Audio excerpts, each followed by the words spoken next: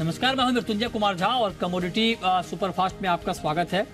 और सबसे पहले बात करेंगे कच्चे तेल की, क्योंकि क्रूड की कीमतों में गिरावट बढ़ती हुई दिख रही है। और इस वक्त ब्रेंट और WTI क्रूड का भाव करीब करीब 1.5 से 1.25% नीचे ट्रेड कर रहा है। ब्रेंट क्रूड का भाव 75.5 के नीचे है और नामेक्स क्रूड का भाव इस वक्त $71 के नीचे ट्रेड कर रहा है। MCX पर भी कच्चे तेल में इस वक्त करीब करीब 2.5% की गिरावट है। सवाल यह है कि ये गिरावट क्यों आई है और क्या ये गिरावट बढ़ेगी? यही सवाल भाविक पटेल जी आपसे। Good afternoon Mrityunjay sir. देखिए, गिरावट इसीलिए है क्योंकि कल अगर हम यूएस का सर्विस डेटा भी देखें तो एक्सपेक्टेशन से कम आया, और दूसरा ये भी है कि लास्ट वीक हमने देखा था कि जो शॉर्ट पोजीशन है वो नियरली 148 बिलियन कॉन्ट्रैक्ट्स है, और सऊदी अरेबिया ने आई थिंक उनको ही पोजीशन निकालने के लिए 1 महीने के लिए ही 1 मिलियन बैरल्स पर डे का कट किया था। बट ये दिख रहा है कि क्लियरली वो फैक्टर से कुछ पॉजिटिव मूवमेंट नहीं है। हालांकि $2 उछाल देखने को मिला था, पर उसके बाद भी वापस मार्केट वही देख रहा है कि आगे जाके भी थोड़े बहुत स्लो डाउन इकोनॉमी में हो सकते हैं। और यूएस में भी जो डिमांड और चाइना में जो डिमांड चाहिए थी वो भी आ नहीं रही है, तो उसकी वजह से भी कच्चे तेल में काफ़ी सेंटिमेंट वीक है। तो मुझे लग रहा है कि ये जो सेल की पोजीशन है वो बरकरार रहेगी। MCX में 5800 का एक सपोर्ट ज़रूर से है, क्योंकि 2 जून को भी हमने देखा था कि 5800 से ही बाउंस आया था। तो मुझे लग रहा है कि एक बार 5800 के नीचे ब्रीच करता है तो शॉर्ट पोजीशन नहीं ले सकते हैं। टारगेट रख सकते हैं 5700 का, और स्टॉप लॉस रख सकते हैं 5880 का। बट ये पोजीशन 5800 एक बार ब्रेक करती है उसके बाद ही लेना चाहिए। अच्छा, ठीक है। तो ये राय आपकी हो गई कच्चे तेल पर, इस पर आप नजर रखिए। आगे बढ़ते हैं, अब बात करते हैं गोल्ड और सिल्वर की। सोने चांदी का मार्केट भाविक जी अभी आपको कैसा लग रहा है, और क्या इस वक्त अगर कोई ट्रेड लेना चाह रहा है गोल्ड में और सिल्वर में तो उनके लिए कोई ट्रेड है इस वक्त? जी ज़रूर से। आज के दिन अगर देखिए इवनिंग सेशन में कोई मेजर डेटा नहीं है तो मुझे नहीं लग रहा कि ज़्यादा मूवमेंट रहेगी। बट हाँ, आज के दिन एटलीस्ट अंडरटोन अभी भी बुलिश है, तो दोनों में बाय डिप्स की स्ट्रेटेजी रखनी चाहिए। सबसे पहले गोल्ड की बात करें तो गोल्ड अगर 59,800 के करीब आता है तो मैं बाय के रिकमेंड दूंगा 60,050 के टारगेट के लिए, और स्टॉप लॉस रख सकते हैं 59,700 का। चांदी की भी बात करें तो चांदी भी गोल्ड के साथ साथ आज पॉजिटिव दिख रही है, और चांदी में भी अगर देखें तो थोड़ा बहुत जो बेस मेटल्स में आज के दिन उछाल देखने को मिले उसका भी थोड़ा फैक्टर्स पॉजिटिव मिल रहा है। तो चांदी में भी 71,700 पे बाय के रिकमेंडेशन रहेगी। टारगेट रहेगा 72,400 का, और स्टॉप लॉस रहेगा 71,300 का। ओके, 71,300 का स्टॉप लॉस ये लगा के आप ट्रेड ले सकते हैं। ठीक है, अब आते हैं मेटल में। मेटल में भाभी जी कॉपर की अगर बात करें तो क्या कॉपर में आपको लगता है कि अब प्राइस आ गया है कि यहाँ से बाइंग शुरू की जाए?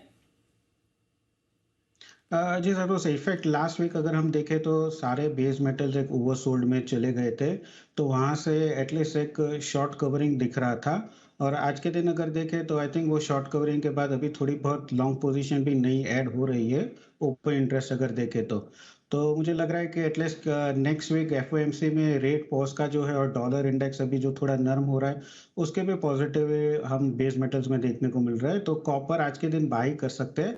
अराउंड 720 पे मैं बाय के रिकमेंडेशन दूंगा 727 के टारगेट से, और इंट्राडे स्टॉप लॉस रहेगा 716 का। 716 के स्टॉप लॉस के साथ आप कह रहे हैं कि यहाँ पर कॉपर में ट्रेड ले सकते हैं। कॉपर के अलावा भाविक जी मेटल में और कहीं पर आपको लगता हो कि यहाँ ट्रेड लेना इस वक्त ठीक रहेगा बेस मेटल्स में? जी, दूसरा मेरा टॉपिक रहेगा जिंक में, क्योंकि जिंक में एक वीक से हमने देखा है कि 206 से 212 का एक रेंज बन चुका है। तो 206 का जो एक सपोर्ट है वो अच्छा बन चुका है, तो मुझे लग रहा है कि यहाँ से थोड़ा बहुत बॉटम आउट हो चुका है। और एक बार 211 अगर वो ब्रेक करता है तो ऊपर 218 से 220 की भी जगह है। इंट्राडे भी अगर देखें तो वापस 208 से ही उसने रिकवरी देखने को मिली है। तो करंट मार्केट प्राइस से मैं जिंक में बाय के रिकमेंड दूंगा। टारगेट ऊपर का रहेगा 211 का, और स्टॉप लॉस रहेगा आज के दिन का 207 का। ठीक है, तो ये राय आपकी हो गई बेस मेटल के ऊपर कि कहां पर आपके लिए ट्रेड करने का मौका बनेगा। अब आते हैं एग्री मार्केट में। एग्री में बात करते हैं जीरे की। जीरे में तेजी है, लेकिन वो तेवर नहीं दिख रहा है जो जीरे ने दिखाया था हाल के दिनों में। तो अब जरा बताइए कि जीरा इस वक्त क्या लग रहा है आपको?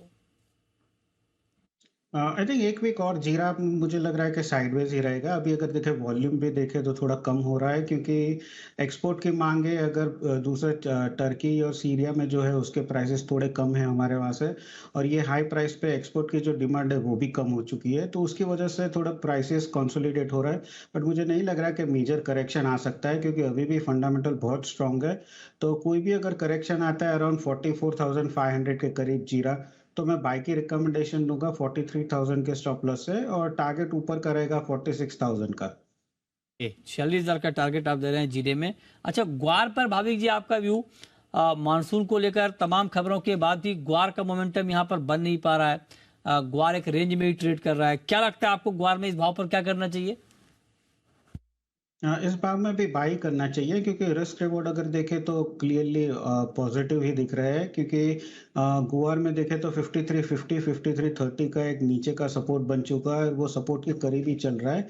तो यहाँ से एक बार बाय की रिकमेंडेशन दूंगा 5300 के स्टॉप लॉस से, और टारगेट रहेगा 5600 का। आई थिंक 15 दिन के बाद जब हमें थोड़ा और क्लियर पिक्चर होगा कि मानसून कैसी रहेगी, उसके बाद थोड़ा मोमेंटम हमको देखने को मिलेगा गुआर में। अभी क्योंकि जो मानसून है वो पूरी तरह से आया नहीं है, पिक्चर क्लियर नहीं है, तो उसकी वजह से ये डायरेक्शनलेस ट्रेड हम दिख रहा है गुआर में।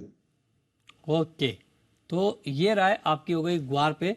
5600 का टारगेट आप दे रहे हैं, 5300 के लेवल का स्टॉप लॉस, और 5400 पर आप कह रहे हैं कि ग्वार में बाइंग करके चल सकते हैं। टर्मरिक में कोई ट्रेड आपको दिख रहा है इस वक्त भाविक जी?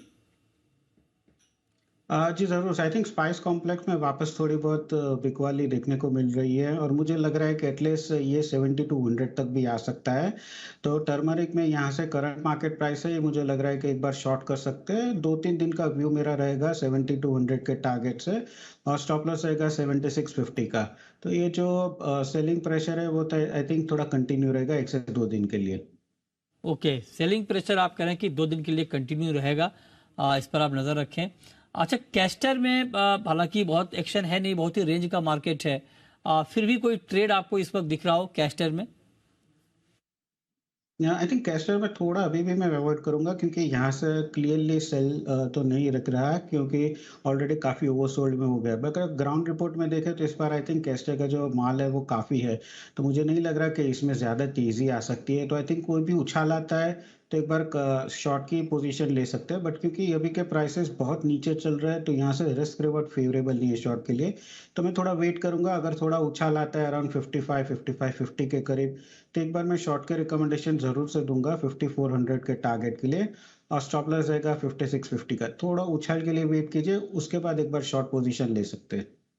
ओके, चलिए, बहुत शुक्रिया आपका भाविक जी जुड़ने के लिए, बताने के लिए कि कहाँ पर कमाई के मौके बन सकते हैं।